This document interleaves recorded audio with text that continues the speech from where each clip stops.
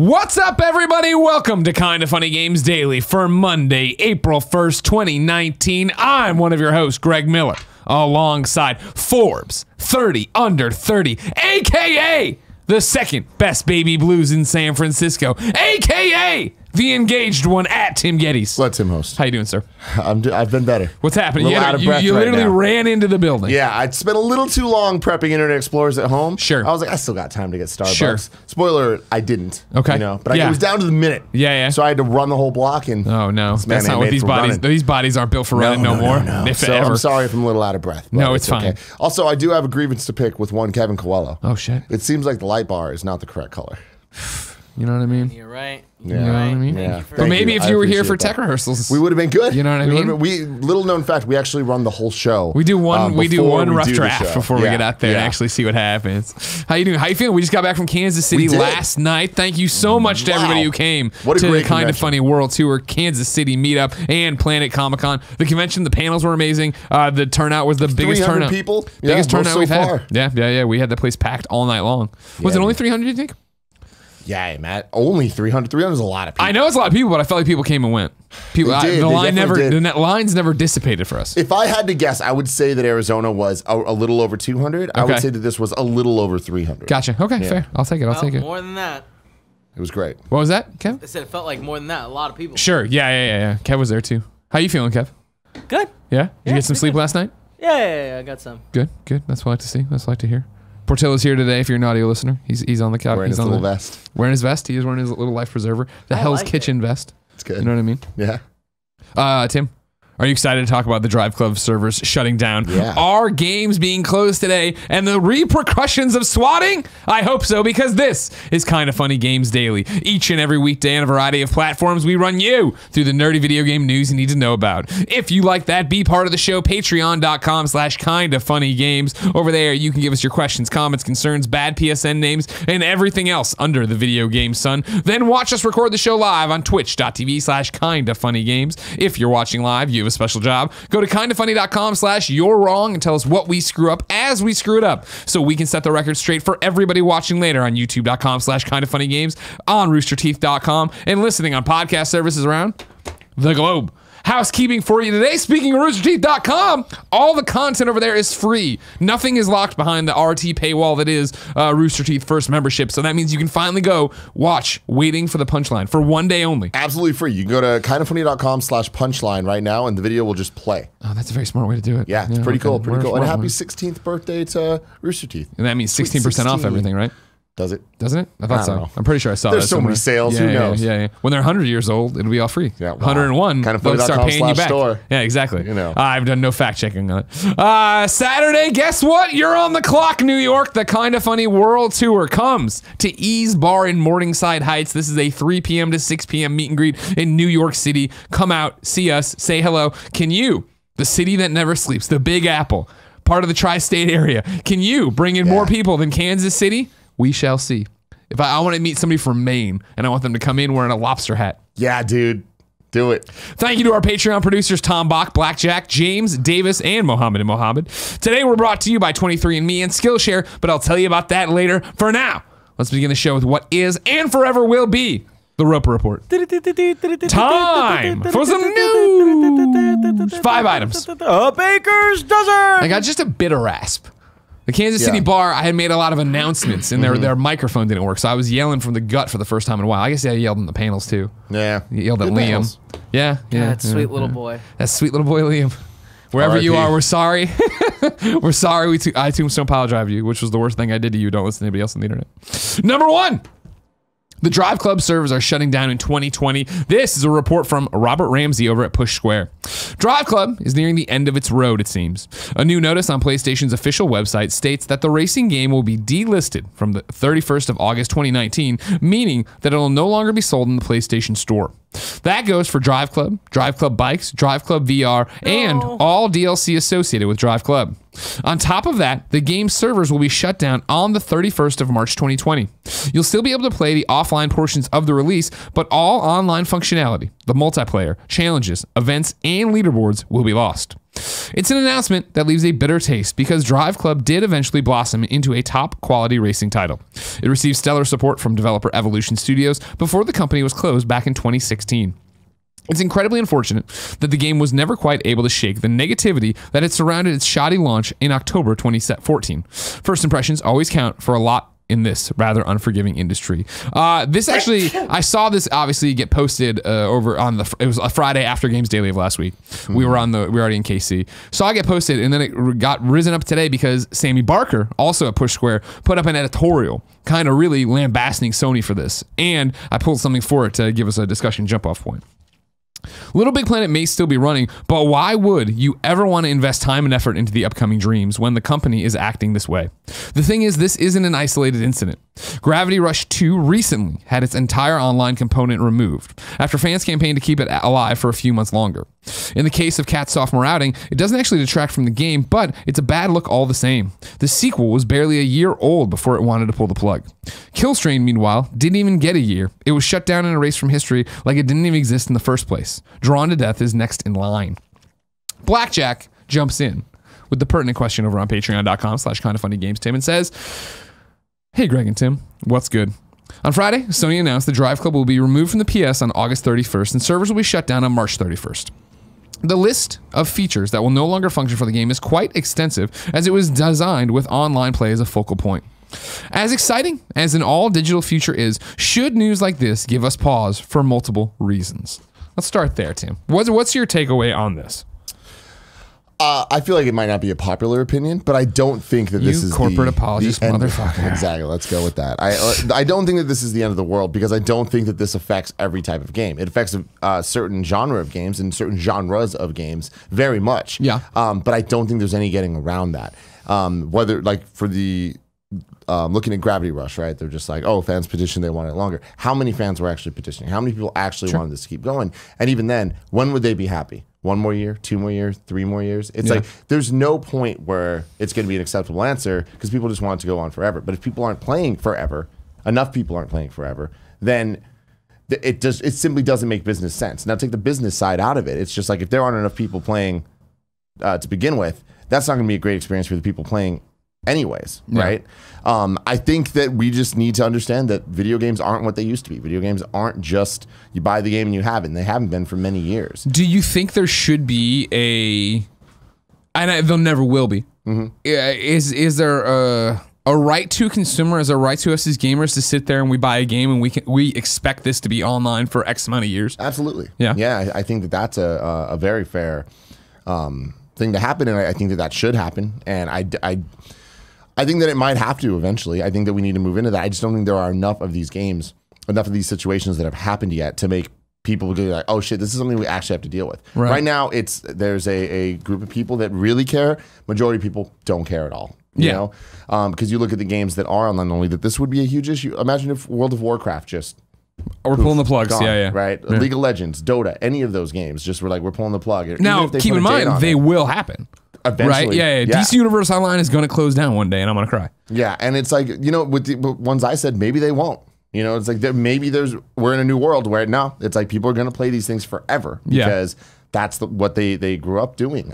But I do think that there needs to be some type of promise of like at least how long this will last, how long that experience will be up there for. I mean, they're putting these dates out there. It's not like the consumers have anything to do or say about it, but didn't they already have something to say about it when they didn't buy the game? Sure. Yeah, it's a ball of wax right now, and I feel it's one of those situations where I don't think there is we're never going to get a thing. Maybe you'll get going forward on big budget titles, like, at not even what do they call it? PlayStation State of Play before E3. That's not E3. They'll announce a new racing game. All this online stuff. And then in an interview, somebody's going to pin Sean Layden down and be like, hey, what about this? Maybe he's going to say, we've built this with in mind that it's going to be online for at least 3 years, right? Even then, people are going to be like, that's not long enough. Even then, I can't imagine they're actually doing that they're making these games saying it's going, because this is a dollar and cents things, right? Like, as Push Square brings up here, they talk about Killstrain, right? And Drawn to Death. both those games designed to be online only, right? Those were the ways to play those games, is to go on. And I think Drawn to Death might have had a single player like tutorial, but you know what I mean. It was meant to be played. Arena shooter. Killstrain was PlayStation's answer to mobile. Both of those were experiments, and I'm probably too close in terms of covering those games, but I remember Sony San Diego being like, these are experiments. We're trying stuff out. The fact that Drawn to Death, kindoffunny.com/you're-wrong, was designed to be a free-to-play game, right? And then the free-to-play market changed, and Guns Up did fine. Killstrain took forever and nobody liked, and then they made Drawn to Death actually a paid thing, which people got cranky about in the same way. Not cranky about, but it was that thing of like, it's a game nobody cared about already, let alone then they tried to do that and it didn't work. And the same thing happened with Lawbreakers, if you remember, where Lawbreakers were supposed to be free-to-play, and then Boss Key was like, you know what, no, while we've been working on this, the market's already changed. What's interesting about all this is I don't think there's a solution. I don't think there's an answer. I think what we're talking about, you will see more of. I think you will see, as we go forward, bigger developers and bigger publishers being more as honest as they can be. Of, we're making an online game, we believe in it, and we think if you believe in it, it can go on for decades. However, if you're not, it can't. So we're promising you a full year of free content. Hopefully there'll be more. Hopefully we can do expansions, blah, blah, blah, blah, all these different things. But then there is this weird reality we have to face, and they face as publishers and developers, right? Of, for DriveClub in particular, right? Like, there isn't even a studio that works on that game anymore. Like, Evolution's gone. So then it is like, all right, cool. We see the daily stats of who's playing and what they are and how many people are using all these really intricate features that rely on these servers. What do we do if those numbers do dip below where they're actually costing us money, where there's no way we're ever going to make more of a return on this money? You talk about like a successful product and a launch and how many copies you need to sell. What about when we cross that line where now we're eating into what the thing actually moved? Let alone DriveClub, not that great as an example as Push Square brings up, because that was such a quagmire. That was such a bunch of failed, fucked up promises. Like a lot of the games that they were talking about here have similar situations. I think Gravity Rush might be the only exception to that. And Gravity Rush's online thing was so not like a main thing. Yeah, it's like that was a feature of the game, not what the game was. Yeah, exactly. Right. We're just moving into a different place, and whether that's good or bad, it's the reality. Like, I remember, I collect music. I enjoy music. I am a fan of collecting physical albums, whether they're vinyls or CDs, specifically for certain artists. And I'll never forget, at this point, 15 years ago, when they first put out digital-only EPs, and how upset I was. I was like, I can't own this. Like, what's going to happen when this just doesn't, when it's taken down and doesn't exist anymore? But then I realized the way for me to collect this, I need to have hard drives with these MP3s backed up so that I own them, so that I have these. Blackjack continues. My biggest concern isn't even as a consumer, but as a lover of video games and their rich history. DriveClub was a game with a long and troubled development. It was one of the first PlayStation 4 games ever showcased on stage. There were hundreds of people who poured their hearts into it, even if the final product was critically underwhelming. If the video game world was all digital right now, then DriveClub would essentially be lost forever. Should Sony be allowed to simply wipe any game from existence? How will we chronicle the stories of the developers and the games they worked on if we can no longer play the games ourselves? Should physical media continue to exist in perpetuity so that we may always be allowed to reflect on history? Love you guys, Blackjack. It's such a nice sentiment, but that's just not how. That's not feasible. That's not realistic. And again, we're talking about a subsect of games. We're not talking about all games. Sure. I will be shocked if the God of Wars of the world don't get released in physical form for years to come. Yeah. Many, many, many years to come. Hopefully to the point that a digital only future, like, I feel like when we say that, we don't actually mean digital only. Digital majority. It means you can go digital only, I think, is really what we're trying to get at, right?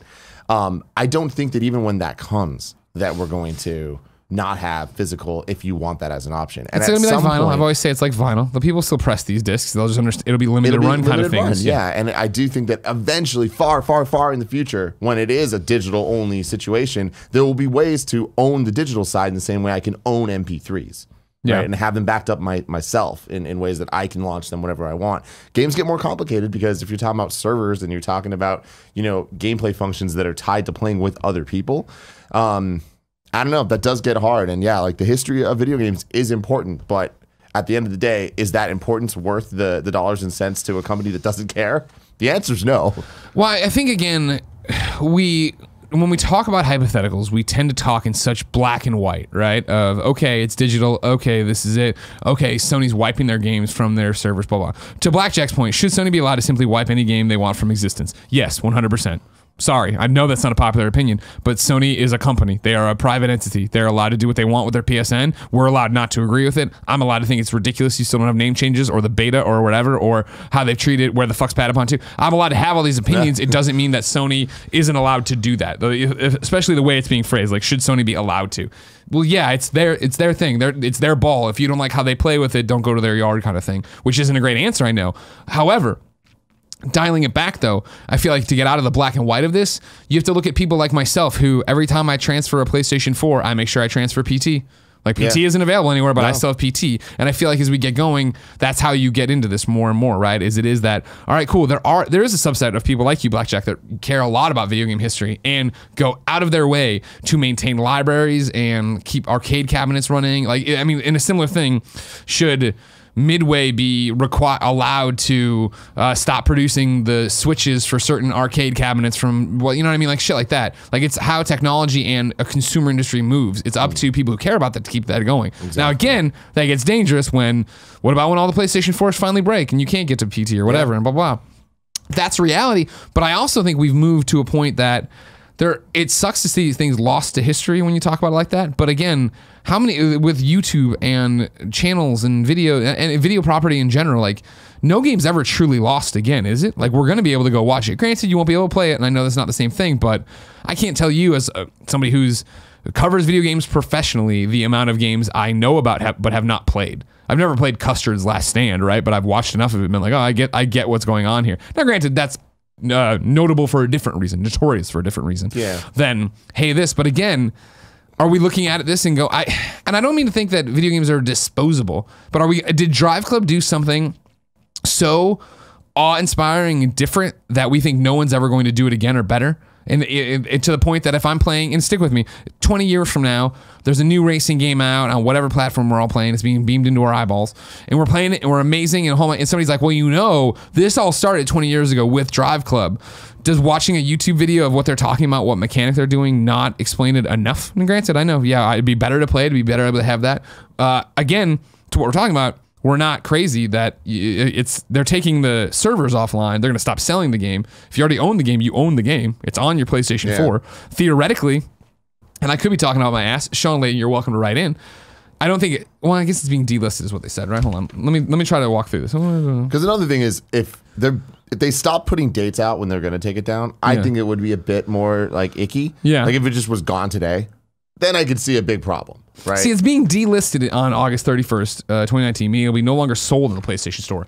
But if I still have it on my licenses and I bought it, I should still be able to download it, correct? And you're wrong me if you have information on that, but I doubt you do unless there's been an article or some statement about a different game, but I'm not sure on that one. It'll still be there, and there was a disc for DriveClub, so you can get it that way and have it forever and play it that way too. You won't have the online functionality of it, but again, I'm from a novice person who played DriveClub at events, and just racing games don't do it for me. Did it do something that we needed to worry about and like keep it there? But I know that Blackjack was expanding his a bit further out into it, right? VR was really cool, and weren't they like the first people to put it? Well, yeah, because they were like back when it was the Morpheus, they were ones who were like, we're looking around, toying with it, and doing stuff. Yeah, I agree. I'll still have that. Exactly. Yeah, you can still do that. Yeah, were you racing online with it, right? Like, was that? No, but afterwards it did show you other people's numbers. Sure. And like there was the. And that's cool. I'm not trying to say that ain't cool. Yeah. I mean, it's an unfortunate truth that we're in. Like a perfect example for me is Amplitude, the PS4 version. Yeah. At some point, I'm never going to be able to play that game again. Like there's no way that the licensing in my PSN account and my PS4 dies, and no matter how many times I transfer or whatever, at some point, I don't think I'm going to be able to play that game again. And that is very unfortunate. And I wonder what the solution to that is, because is that true? Am I wrong? With PT, you can still get PT if you're trying to get PT. You know, it might not be through a way that is easy and just Sony's giving it to you, but you can find PT if you need PT. I wonder if I'll be able to find Amplitude one day, and I imagine that you will. Look at video game history so far. Like, I grew up not having all these games, but I knew about them, and I had access to all of them if I wanted to, right? Wink and a nudge. I got you. I imagine people are going to continue out that ways forever, right? Halo Combat Evolved, the first Halo, didn't have online until fans made it have online. If there's a community, they'll make it online again, right? Halo's not the best example for that, but Tony Hawk Pro Skater, right? The servers went down years ago. You could play Tony Hawk's Pro Skater online today, or Underground online today. Sure. Because the fans made that happen. Not the same at all. Yeah. But it's the spirit of the history. It's the spirit of what you're looking for. That's the biggest thing. Is I think it's easier for us to talk about what's come before than what we think is going to happen after, because we don't know how this all works out in the end. And we could be wrong. And it could be a scary future. And yeah, these things are lost, and you can't play them anywhere because every PlayStation 4 breaks on 2030. Nobody, you know what I mean? April 1st, 2030. Every PlayStation bugs out and locks up and goes down or something. It's I don't know. It's a weird thing to wrestle with, I guess, but. It's also because but even I guess that's the thing is I feel like this could be a Fortnite crossplay or a cross progression system where I didn't care too much about it till it directly affected me. Where I was like, wait, now that I understand this problem, it's stupid. And that's why I try to bring up Amplitude. Even right now, exactly with DC Universe Online, I'd love to be able to jump in every so often for the rest of my life. But I'm aware that I've put hundreds of dollars into that game, let alone hundreds of hours, and one day it's just going to be gone. But for me, it will be that I'll go back and watch a video of it and remember it more than I need to jump back in and be like, wait, what do I do? How do I do? I was rolling a controller now, but I need to be a DPS. They changed out the load. You know what I mean? Like, I feel like I came to, when I got my ticket punched on that one, I came to terms with that's how it's going to be. And the same things of, and maybe I'm being naive and just talking too much from my own perspective. When I bought other games that had online, service that wasn't peer-to-peer, or I was going to somebody else's servers, I understood that one day that might not be there. And that, those trophies would be, untouchable in terms of stuff I care about. Like when they shut down the Ghostbuster servers or whatever. Like, okay, cool, whatever. But I understood that price of engagement when I did it. I've seen so many people talk about this in many other ways and other news stories that have happened in the last couple of months and talk about like, how can you expect a digital future to be reality when things like this happen? And I just feel like people's understanding or like what they're looking for in this digital future is different than me. Because I'm looking at it as a supplement, in addition to my normal gaming habits, right? Yeah. Having Xbox Games Pass is not the only way I'm going to play games. It's like if I want other games, I'm going to buy it because I want to have it on my system, so I don't need to worry about cloud stuff. I don't need to worry, and I know you can download from that. But like, do you see what I'm saying? It's like it's always just kind of extra, and video games are now hitting the point that they have with movies that they have with video games, where it's like I buy movies in 4K Ultra HD Blu-ray when I love them and care about them. Otherwise, they are disposable. That's what Netflix is for, and Amazon Prime and Hulu and all these things. I see them as it's just disposable content that I'm enjoying, and I feel like video games are turning that way too. And when I see that differently, I need to shell out the money to get the version that I want. And then it's not going to exist for every game in the same way it doesn't exist for every movie, doesn't exist for every MP3 and album that comes out. But if you care about this stuff, you gotta take initiative and back things up. I have extensive hard drives and backups of my music because I care about it. Yeah. Yeah. Because there's so much stuff that if I lost my hard drives, it's not online anymore. I'll never be able to get it again. But I am an understanding of that I need to preserve that myself. Sure. I can't count on anyone else doing that. Yeah. And I think then it comes down to, what is your... And this is where it gets so weird when we talk about ownership of games, right? I don't think it's up to Sony to protect that stuff. It's up to you to protect that stuff, or any publisher, you know what I mean, in terms of what matters to you. And then, if you are a DriveClub person, Gravity Rush was able to get an extension, right? Yeah. Is there enough of a DriveClub fan base right now to get out there, promote it, show that there is a thing here? It's like Gravity Rush did it. And like I said earlier, it's like there's no answer that's going to make everyone happy. Yeah, eventually it's going to end. Eventually they're going to stop having it. Yeah, but it is an interesting debate in an industry that definitely needs more in terms of what is your expectation here. You know what I mean? What you got is October 2014, right? So you're going to have 6-ish years with it, maybe 5.5. Yeah. I don't know. Is that good enough for you? Are you still playing DriveClub every day? Are you still setting times and scores and stuff to that effect? Apparently, according to Sony, you are not. Running through this real quick for an early section, you're wrong. Shaunosaurus says, in fact, yes, it is a 16% sale on the Rooster Teeth store. So kindafunny.com/store would have you. Nanobiologist confirms that yes, Drawn to Death, Greg, you were right, was designed to be a free to play. And then, as I thought there would be, there's much debate over what delisting actually means. Kebabs is using PT as a delisting example to say if you could not re-download it. However, then Albino Yeti is saying when Marvel Ultimate Alliance got delisted, people who already own the license could still download it, which I think is the difference there. I personally, and I don't fucking know, personally, for me, sitting here with no business or legal degree, PT was a free demo you downloaded. We've taken it away now, and you can't get it anymore, period. Marvel Ultimate Alliance you paid the money for, you own that. I don't think we can take that away from you. So in the same way of this is if you bought DriveClub, yeah, we're delisting it so no one else can buy DriveClub because we don't want people buying a $60 game in 2019 they think is going to be on forever when in reality you already bought it so you can still keep playing it or stuff like that. That's how I interpret it, but there's also a link here to from Capitalist Pig with a PlayStation.com thing of going through. He's saying there is no information about being able to download the game if you already own it after that date. So it's a little foggy right now. I would say you're probably going to still, if you own it, you're probably going to still be able to download it, but that's just me talking out my booty, saying, hey, this is what it's all about. You know what I mean? Mm-hmm. Oh, here we go. No, Alex Russ says, wait, what? I'm saying, again, this is going back and forth with different examples. We'll look into it. Try to get your real answer. Number 2, this is an interesting one. Over on Reddit, the subreddit r/games is closed for the day. They put up locked every post on there and then put up one post that's sticky to the top that reads in part with this. It's much longer and worth the read if you want to go to reddit.com/r/games. This April Fool's, we've decided to take things a little more seriously and shed some light on a growing, pervasive issue that has affected the community of r/games and gaming communities as a whole. In recent times, it's come to our attention that what has been intended for a forum for the potential spread of knowledge and involvement in video games has instead become a battleground of conflicting ideas. Ordinarily, this isn't an issue. Discussion by its very nature is certain to bring argument, but when that argument descends into vitriolic attacks between individuals on a regular basis with no chance at de-escalation, that's when, simply put, something's got to give. Though certain memes, parentheses, such as Gamers Rise Up, in parentheses, surrounding gaming are largely viewed as a humorous interpretation of a mindset, at the core of the humor is a set of very serious issues that affect all gaming enthusiasts. By showing disdain or outright rejecting minority and marginalized communities, we become more insular. In this, we lose out on the chance to not only show compassion to these people, but also the chance to grow our own community and diversify the demographics of those involved in it. Whether it's misogyny, transphobia, homophobia, racism, or a host of other discriminatory practices, now is the time to stymie the flow of regressive ideas and prevent them from ever becoming the norm. At r/games, our community is becoming increasingly responsible for perpetuating a significant amount of these combative and derogatory schools of thought. We remove those comments, we ban the perpetrators, but the issue still persists at a fundamental level. The notion that it's okay or acceptable to ridicule or demonize traditionally disenfranchised demonize traditionally disenfranchised and marginalized members in the gaming community.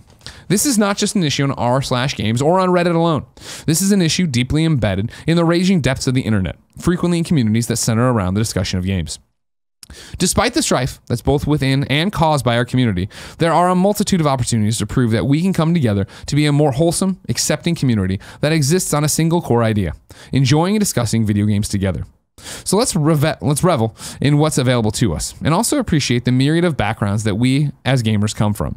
Our differences and experiences comprise the diversity in the content that we consume. And by allowing ourselves to appreciate those differences, we change our perspectives and interpretations. This applies not only to games, but life as a whole. And then they went on to list a whole bunch, again, I'm paraphrasing a lot. This is a very long, I thought, well-written post. And then they put up stuff for LGBTQ plus charities, people of color focused charities, women's health charities, and additional causes in general. I thought it was a really cool move. So here's the thing. I obviously think it's a really cool move. Yeah. I think it's a little misplaced to do today. Like, I think that this would be a little better served any other day that's not April Fool's, that's not a day based on jokes. See, here's my thing. And again, I'm paraphrasing, so I cut out the thing where they're like, no fooling, like no April Fool. Like I saw this. Okay, cool. And I read it, and they opened with that. Yeah. I just think that April Fool's Day already has so much just energy towards it, whether it's positive or negative. There's the people that want to just see the stupid Photoshops and laugh, and then there's the people that like want to be angry at the people posting those things, and then there's the people that are just like getting fooled, and it's just there's a lot going on, right? Yeah. I feel like this gets lost. See, here's my thing. Here's my thing with you. I disagree.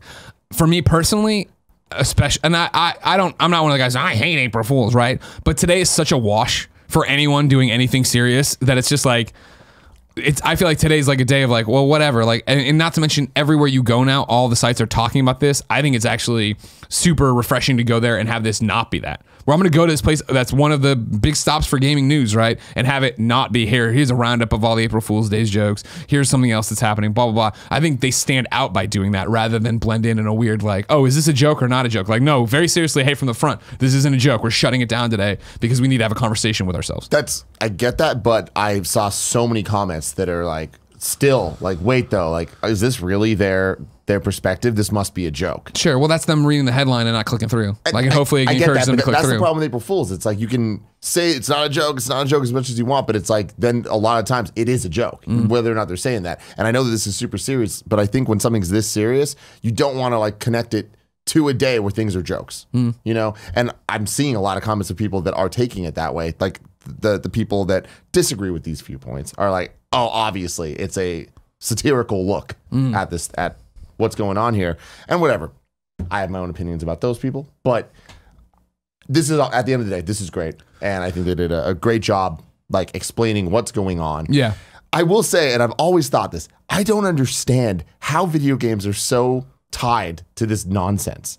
Like, why? Why video games? Like, why is it that gaming culture is so tied to these beliefs that are so weird to me? And so you're saying the beliefs that like for discrimination and misogyny or whatever. Yes. That's what you're talking about? Yeah. Okay. It's like, it's just weird that gaming's so tied to that in a way that nothing else is. I think, I mean, and I'm armchair quarterback situation. I think it's the fact that it's not even that. I think it's that gaming is so wide. The net is so wide and so mainstream, right? And I think that what we've found time and time again with video games as a community is, and I'm talking about all of us, is that we are so much more dialed in to being online and having a discourse. Where it is that we're all on Twitter, we're all on Reddit or whatever message board of your choice. There's so many people out there that we engage talking to each other way more than any normal person does. Yeah. You know what I mean? Like I don't even know of my regular friends who even knows what Reddit is and would think to go to Reddit and have a conversation with people, right? Or the YouTube comments. But we as gamers, I feel like so many of us, and I'm including myself in this, not in the hateful part of it, but in the part of, cool, I wake up in the morning and I'm brushing my teeth and I open up Twitter and I'm there and I'm talking to people, or I put on a video on YouTube in the morning and there's comments there and maybe you respond to one, or it is that I'm browsing through my Reddit while I'm doing something. You have that second window open at your desk like so many people do while you do whatever you're working on, and you pop over and you make a comment. And granted, this is us and is part of our job is being out there, right, and building our community and stuff like that. But I think that applies to a lot of our audience too, of just like, oh, well, yeah, I'm at a computer all day. I'm on my phone all day. Yeah. So I do get in there and I do that. And I think when you do that, you start seeing then,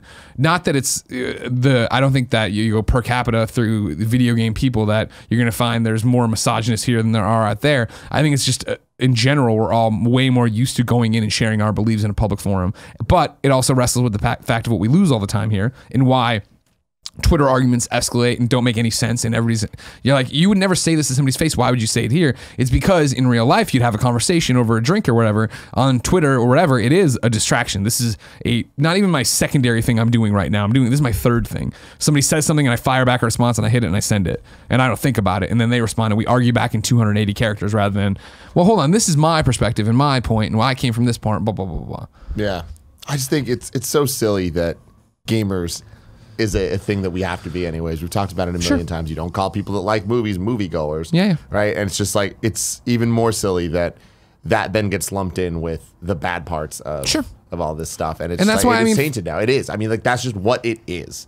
And like, that's so problematic. It's just ridiculous that gamers is now associated with these horrible things. Yeah, exactly. It's just people that play video games. Right. Wow. And that's my thing with why, again, I really back this decision to do this, and today even, of just that it is a fact that, one of their things is, the subheads on this post is, I think, do better, be better. You know what I mean? Like similar to my be better to each other thing, right? And I know that this is what we talk about all the time with YouTube comments. Where, right, like for 99.9% of YouTube channels, like it's a lost cause. Like, you can't keep up with it. You can't do it. The moderation tools aren't as good, blah, blah, blah, right? I know that in the industry, a lot of people think of, man, Reddit in general, what a cesspool of people, like, da-da-da. And it's like, well, no, there's great people like myself that go to Reddit all the time and try to have a normal conversation, but sometimes they spiral out of control with somebody else getting in there and trying to troll and do whatever, right? I thought it was a really cool statement to see games, a huge subreddit, be like, hey, listen, like, today we're not going to do this. We're just going to do this. And that's, yeah, they're like, tomorrow we're going to open a mega thread where we can all talk about it, but... And you know that it's going to be backlash, and it's going to be people unsubbing, and there's going to be some, well, we're starting our own r/whatever. And like, all right, cool, go do it or whatever. But I thought it was a cool move. I wonder what they're going to call that one. Games with a Z, duh, come on. Number 3, there's a Sega Genesis Mini coming, and Matthew Handrahan over at GamesIndustry.biz has all the info. The Sega Mega Drive Mini will launch on September 19th this year in both North America and European territories. The self-contained console will be known as the Sega Genesis Mini in North America, and it will ship with 40 games in total. I don't like that Matthew's over in the UK putting his spin on it. You know what I mean? Nobody wants to. We know what the Sega Genesis Mini is. Sega has confirmed 10 of the titles. Echo the Dolphin, Sonic the Hedgehog, Castlevania Bloodlines, Space Harrier 2, Shining Force, Dr. Robotnik's Mean Bean Machine, Toe Jam and Earl, Comic Zone, Altered Beast, and Gunstar Heroes. The hardware will ship with 2 wired USB controllers and will be priced at $79.99 in the US, $69.99 in the UK, and $79.99 in Europe. You on it, Tim? You getting it? You gonna have another one over there? Your little mini systems? I mean, I like these things. That's Why are you gonna buy this one? You know, we'll have to see. Like, Yeah. I can't imagine not wanting to have it just because I want all of them. Yeah. But looking at this lineup, they have a lot to prove to me. Like, I hate how many goddamn Genesis collections we have, and they're just like Sonic the Hedgehog. It's like, okay, what about 2? They'll And put 2 on there. 2 will be on there. What about 3? Maybe not, because they fuck that up all the time, and I don't know why. It's licensing shit. Like, that's what I think it is. Yeah. But it's like, you can't do these when you're missing out on these key games, especially for something like the Genesis that, like, let's be honest, is not the most high quality written console of all time. Okay. It's a good console. It is. It is. Okay. Good. Just make sure. Just make sure. It's a good I mean, console. that's my thing. Is like, I grew up a Sega kid, right? So this is the first. Hey, we have a mini. They didn't do a mini Sega Master System, which sucks. But they did a mini Sega Genesis here, right? I'm like, oh man, that's really cute, and I love the form factor and a lot of memories. I do not need to buy this. I have played this collection and platinumed this collection already. I don't need to go through and do this. And that's the biggest thing with the Sega side of it, is they have put out countless collections of these same games over and over and over on every system under the sun, right? Sometimes they're good ports, sometimes they're bad ports. What will this be? Hopefully on the good side. I don't necessarily have faith in that, though. Yeah, we'll see. Is that how math works? Yeah, holy crap. Number 4. Sony changes the PlayStation 4 refund policy. This is Steve Watts over at GameSpot. I wrote Watta, but it's Steve Watts for sure. But it's Watta reminds me of Watto and Witta. Yep. If Gary Witta and Watto had a child, it'd be Watta. Sony has revised the refund and cancellation policies for pre-orders and purchases through the PlayStation Store. Under the new policies, you can refund pre-orders and purchases under certain criteria. According to the store cancellation policy, you can cancel a digital purchase within 14 days of purchasing it and receive a refund as long as you haven't begun to download it or stream it already. If you have started to use it, the content must be faulty to obtain a refund. Pre-orders can be canceled and refunded anytime before release or within 14 days after payment was taken for your pre-order, even if the release date has passed, with the same restrictions. Finally, the same policy will apply to season passes and promotional bundles. The site notes that it only applies to consumables ordered directly through the PlayStation Store, since purchasing through a game itself delivers the content immediately and therefore isn't eligible for a refund. It also suggests turning off automatic downloads if you think you might need a refund or on a pre-order, since automatically downloading it when it's available will make you ineligible as well. Subscription services like PlayStation Plus, PlayStation Now, and Spotify Premium can be refunded within 14 days, even if the subscription has started, but the refund amount could be prorated for the time you've already used it. How you feel about that? Cool. I know a lot of people have been pushing, wanting different stuff on how to do this. Yeah, that's the thing is, like, I feel like this stuff just all needs to be defined. You know, I don't think that there's a right answer, but I think that there are questions that need to be answered, and that things are going to keep changing, especially over the next couple of years in video games. And we'll get there eventually, but yeah, there needs to be just defined rules, and then when there's less questions, I feel there's going to be less issues. That's a good one. That's a good way to put it. Yeah, everybody just spell it out and make it easier to find, right? Similar to this or the DriveClub servers or whatever you're going to do. Dmon AKA TheDmon AKA the Big Dill writes in to patreon.com/kindafunnygames. Here, I'm not gonna lie. Dylan, I half-assed that because I wasn't sure where it was going. Let me do it. Dylan, AKA TheDmon, AKA the Big Dill, writes into patreon.com/kindafunnygames and says, hello, KFGD crew. I have an interesting thought over the weekend regarding some moves Sony has made recently. We all know that Sony is no longer selling code cards to GameStop and other retailers. What if Sony is making an all-digital version of the PlayStation 5, maybe even the PlayStation 4 as well, and they realized how much money they could make by cutting out the middleman and forcing people to buy their games digitally through the PSN? They could make so much more money, and the PSN would have to compete with the likes of Amazon and G2A, especially when G2A offers games for lower prices than most retail all the line. What are your thoughts? What's G2A? I don't know. I was hoping you wouldn't ask. Now we look like fucking morons. G2A. Interesting. Kindafunny.com/you're wrong to explain what GTA is to us old people who just buy our games off of the PSN and Amazon and don't know what the hell's going on. Yeah, look, I mean, this goes back to what I was just saying. It's like everything's changing, and it's going to be a G2A apparently is G2A.com. Kevin's pulling it up right now, and you can buy games there. I'm starting to think Dylan probably just works at G2A.com and wants everybody to buy his stuff there. Weird website, has a lot of weird products that I do not condone. A lot of pop-ups popping up. Yeah, I don't know if Dylan, get out of here, you CEO of G2A.com. Yeah, Jesus Christ. Also looks like it's European, so it's not on us. Yeah, I think that we're in a very interesting place, not just with the console wars, right? But also the wars between retailers and digital storefronts. Yeah. Specifically, how many times can we talk about this now? Epic versus Steam. Nobody ever thought Steam was going to have competition. They do now, right? Yeah. Nobody ever thought that Sony or Microsoft or Nintendo would like put such a big power move against GameStop in this way because they rely so much on get the boxes on the shelf. Get the boxes on the shelf. You got to sell the PS5, even if it's all digital. Exactly. That's the thing. And this is a move, man. And it's like, how long have we talked about GameStop going away? Like, how long will it exist? And every single one of these moves just more and more turns GameStop into Hot Topic. Yeah, where and you've seen it, right? You've seen GameStop, Funko do Pops. some restructure in the last year. You've seen them talk about their stocks being down. You've seen it, their vice grip on the industry and retail really start to weaken, which is why I do think you're starting to see moves like this, where Sony's getting serious about their refund policy. Getting bold about saying, all right, cool, we're not going to sell full game codes in GameStop anymore because they must be looking in the back end at where their actual consoles are being sold, and they're not seeing it move as much through GameStop anymore. I do wonder, and if somebody out there on You're Wrong has this information, I'd love it. How much digital codes are being sold at GameStop? Because that sounds so crazy to me that somebody would do that. I went all the way to GameStop and I came back with the code. To buy the digital code. Like, what? So I wonder what the market share is of that and how important that side of things is to GameStop. Or was that just a desperate attempt to stay relevant many years ago that is now just kind of a legacy thing? Play some ball with them to have it. Yeah, exactly. But yeah, overall, I think this is good news for Sony, and it's good news for what they're building in the future. And at least to me, it's good news for what I think the PS5 is going to end up being.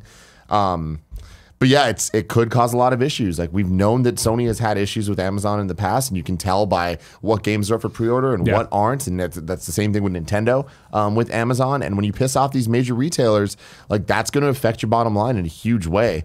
And that affects us, because if it's harder for us to get our hands on the games or the consoles that we're looking for when we want them most, that's when we start getting angry. Oh, Nanobiologist pops into You're Wrong, right, and goes, I went and bought a Division 2 code at GameStop store. I used my in-store credit to buy it. So that makes sense, right? Okay. That is a good look on it. Good call. Yeah. You could just buy PSN cards, the denomination, come back, redeem your money there, do that. That would be another way around it with the moving codes, but whatever.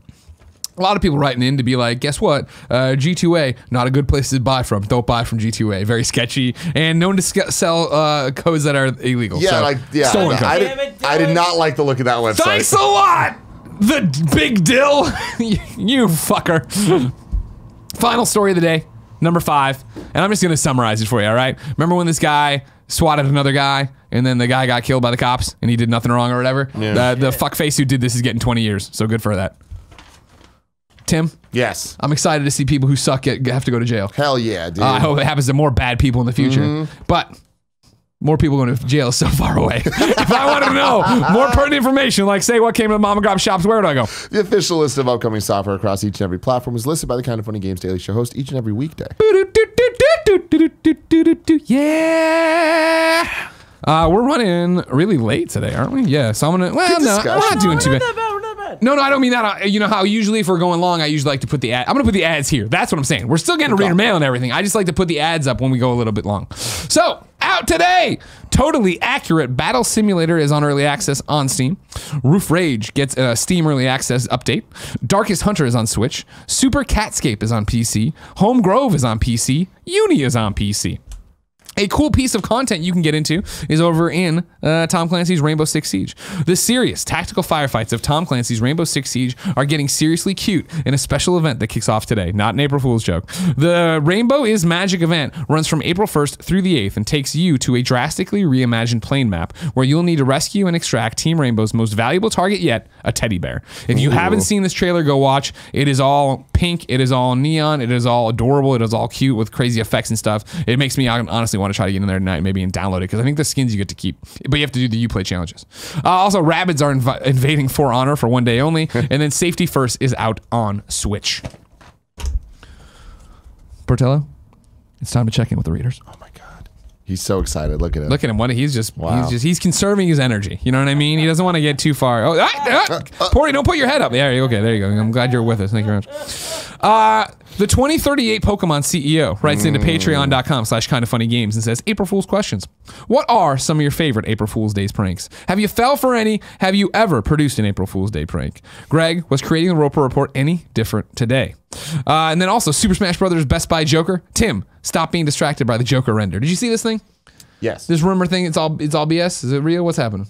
It's all I didn't see it was a rumor. I mean, it's April Fool's Day. There's been a whole thing floating around. That was this weekend. Oh, okay. The Joker thing is 100% real. So what was it? Best Buy just posted a render of Joker that's new. It's like, it's a Smash pose. Gotcha. Probably his amiibo. Okay. You'd imagine. Yeah. It's cool. It's cool. The most interesting news from this is that Nintendo, I guess it was the last Direct, they said that 3.0 is coming, Smash 3.0, and that Joker was coming before the end of April. And this was back in March. And then they updated the image for the Challenger packs to say April. But then recently they updated it where it just says coming soon. So I don't know what that means. I don't like it one bit though, Greg. Okay. I will give you an update though on my Spirit collection. Please do. Down to 17. Wow. 17 left, ladies and gentlemen. How many hours left is that to play? God, I don't know. I'm hoping to get all the Spirits by the end of our New York trip. Oh, wow. Okay. Start spreading the news. April Fool's Day. What does it do for you anymore on the internet? It's over, dude. That's the Everyone should stop, right? I feel like it's time to stop. Yeah, the internet has kind of just changed the game where it's like, if you have funny content, just put the funny content out. And I feel like this was true a long time ago. Yeah. Now, here's what I'll say. Because, you know, the question is from Pokemon CEO here, like, favorite ones or whatever. Like, we've talked about that at length. Today, I did get got. And I got by IGN. Have you seen the stuff they did today? The Nintendo Direct thing? Exactly. They did this giant fake Nintendo Direct that was fake as fuck, and I'm like, why did you guys waste time on this? And have fun, enjoy your life. Who fucking got me was IGN UK. I woke up to walk Portillo. He wanted to get up at 6 a.m. today. I think he just wanted pets. It was very adorable, but then I walked him anyway. And I'm out there, and I open up the thing, and I'm going, and IGN UK tweeted out, it's back or whatever, and it was a trailer, like 30-second trailer for them doing Prepare to Try with Sekiro, and it was Screbbles and two other guys that I don't know from the UK thing, and I was like, and I got included because some kid responded to the tweet of like, did you learn anything from Up at Noon? Just let fucking products die for the people. We're all with Rory and all of that. And I was like, wow, this is fucked up. And I watched the trailer with no sound on because I was walking the dog on the street, and I was like, I can't. And I was like, somebody finally responded like, April Fool's, dude, and I was like, they got me good. They got me good. That's like, awesome. But that's inside baseball enough that it's like, exactly, it's a joke for the people. And that's why it was a good one of like, I was sitting there like, I do know that IGN hates to let go of IP, even if the people who made, and I'm not even like throwing shade, even like when Colin and I left Beyond, they're like, we keep Beyond, which was a good thing. Dornbush is great, don't get me wrong. And like Up at Noon, Brian co-owned that show. We made that show together. I literally had to have a conversation with them about whether or not I can say let Tim host on things. That was a real thing that happened, and they didn't say I could at the end of the day. But fuck that shit. Are you kidding? What, are you going to use that again? Go hire another Tim, you assholes. Yeah, fuck you, Fran, and your terrible decisions. We'll see you at work in a couple days. Most of this was Fran. And then we hired his ass. Who's laughing now? God, I love it. Rory hired Joe Scrabbles. But the thing with the April Fool's jokes is and we learned this at IGN. Like, were we a part of it? Yes. Like all the IGN videos for for as long as we were there. Yeah. We did. Oh yeah. April Fool's things. And it turned into a thing of, we didn't want to do it for April Fool's. We wanted to do it because it was our only opportunity to make fun, cool videos there. Make original stuff, right? Yeah, that just off the wasn't- wall weird stuff. We had no outlet for that. And Yeah. at some point it was like, let's just do cool stuff. And every single person making the stuff was like, we don't want to put this out on April Fool's. We want to just put this out at any other day to not have it be associated with this. And it sounds with the Nintendo Direct thing IGN did today. Very cool. Honestly, very cool. However, I would have loved it if it was any other day. Just put out a funny video of a fake Nintendo Direct. Today it has all this tainted stuff, man.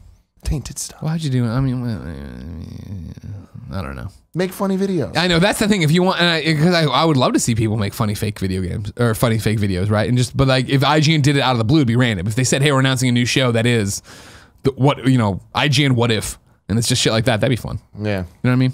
What do we know though? We work here.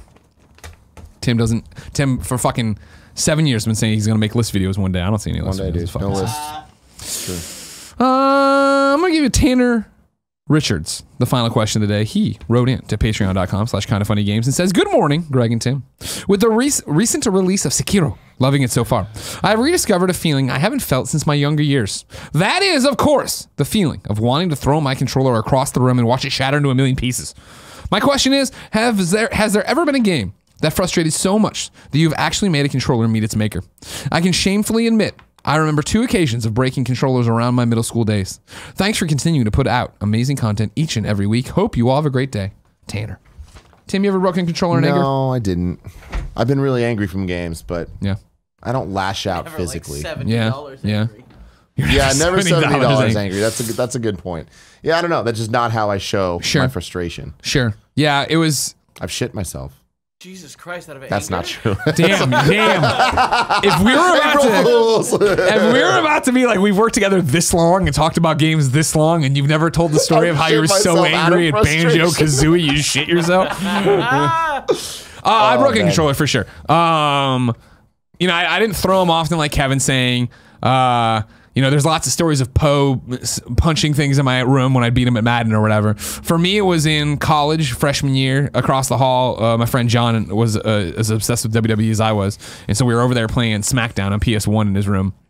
And he had made this fucking character, Johnny Circumstance, I believe. And he was a high flyer, and he would just jump off the top rope, and if he connected at all, his SmackDown meter would shoot up or whatever. And I was using, I grew some Greggy probably or whoever, but was more well-rounded or whatever. And like, arguing, I'm sure John's watching right now, I was better than him at this game, all right? But he got these cheap victories with this cheap high-flying bastard. Johnny Circumstance. Johnny Circumstance is a great name. I wonder if he, and I was about to say, I wonder if he still has it. I forget, of course, he's an adult. No, he probably didn't keep his PS1 memory card floating around. Anyways, though, it was someday, it had been a rough day at school. We were there playing, and he started pulling this bullshit in a match I clearly should have won. I was already doing, it was my controller, doing this, whatever, and I was sitting on the ground in his room, and of course, I'm sure most dorms are, but our dorms especially, we're just, a slab of concrete, and I'm just sitting there playing or whatever, and he started pulling this shit, and started pulling it, he started coming back, and I got so mad, I was like, and I slammed it on the ground, and it was a dual shock, and so the bottoms of the controllers popped, like open, and so like the rumblers were exposed or whatever, and I kept playing and I won the match. So I want that on the record. Wow, now it became a hardcore match. Now, might it have been that I had scared John so much by slamming my controller in a fit of rage? Hey man, the circumstances weren't on his side. Hey, bada bing, bada boom. It's time to squad up. This is where one of you writes in to kindoffunny.com. Damn it, no. Patreon.com/kindoffunny. Games. I know. Shot caller. You never ordered it. You give me your name, username, platform of choice, all that jazz. I read it here. The best friends come and find you. Everybody plays games and has fun together. Today, it's from earlier in the comments. 2038 Pokemon CEO needs help on Pokemon Go. His Pokemon Go code is 7628013744264. I live in the middle of nowhere Midwest and could use some gifts. If anyone lives near Mankato, Minnesota, somehow let me know and we can squad up for raids. There you go. If you live near Mankato, Minnesota, go ahead and hit him up on Pokemon Go. 7628013744264. This is the guy who wants to be Pokemon CEO in 2038. Oh, yeah. He's the one who walks around with the clock, and now he's walking around with a desk getting it signed. Yeah.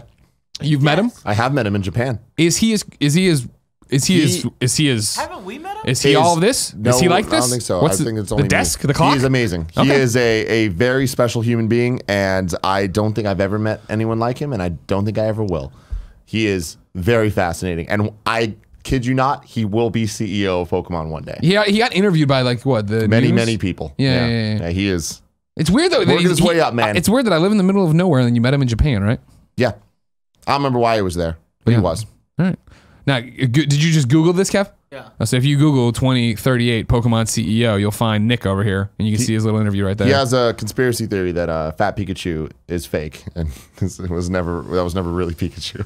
Is it good? Is that a good theory? I mean, I feel like he that stands kind of by it. stuff is what will keep him from being Pokemon CEO. You know what I mean? I mean, I don't know, dude. Where's Fat Pikachu? When Where's he comes been? in for the Where's he interview been? with all his desks and clocks that have been signed over the year, they might be, you know what?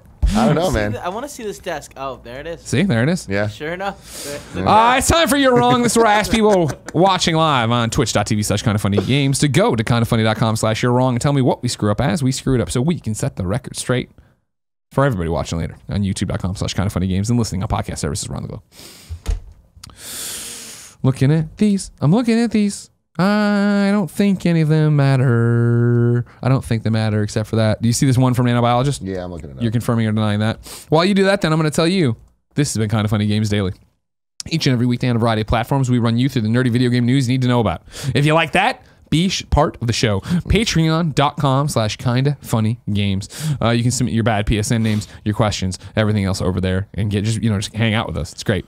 That's where you put in the squads up. It's what you do. Then you can watch the show live, twitch.tv/kindoffunnygames. Later, youtube.com/kindoffunnygames or roosterteeth.com, and listen on podcast services around the globe. Did you read this capitalist pig one? No, it's not sourced, and I don't think it's like a you're wrong thing. Well, I asked him. So. Did you? I didn't hear you ask. My apologies. Regarding GameStop digital sales for holiday 2019, digital receipts increased to 352.9 million, driven primarily by strength in sales of digital currency. Total sales were 2.63 billion. This means roughly 13% of the GameStop sales were digital for that period. Okay. Interesting. That's not a small number. No. It's future proofing too, right? Even if you look at it like, oh, well, the majority of it isn't, you see that number goes up every year. Yeah, and right? now it's going to go down because they're not allowed to anymore, at least for Sony's bit of it. So. Yeah. Cool. Time to talk about who will be hosting with me this week. And you know what? That was a good contribution from one capitalist pig. It was. That's why he'll be here tomorrow. That's right. Frequent contributor to You're Wrong. Capitalist Pig is coming in to host tomorrow with me. Wednesday, it's going to be Gary Watta and question marks. I think I got a job in LA I need to go do, so I hit up Fran and I haven't heard back, but I'll keep you posted. Thursday, it's going to be me and Andrea, and then Friday, Fran and Andrea. Because Frandria. This is the Frandria. Yeah. Throw all you mangoes. What? I was looking for something that rhymes with Frandria, but it So just you doesn't. ended with mangoes. Hey, man, I you know get what it, I man. mean? I get it. We'll be in New York. Remember, New York, it is your time to shine. Can you outshine Kansas City? Can you bring more people? Or are you all full of shit? That's the big question. You know what I mean? We've never been over there, man. That's kind of funny. It's like a giant we've been team. to PAX East, so Boston a bunch of times, but like we've never been to New York. That's kind of funny. Yeah, exactly. Yeah, this is a big one for Exciting us. stuff. It is. Ladies and gentlemen, until next time, this is Portillo, and it's been my pleasure to serve you. Man, he doesn't give a fuck.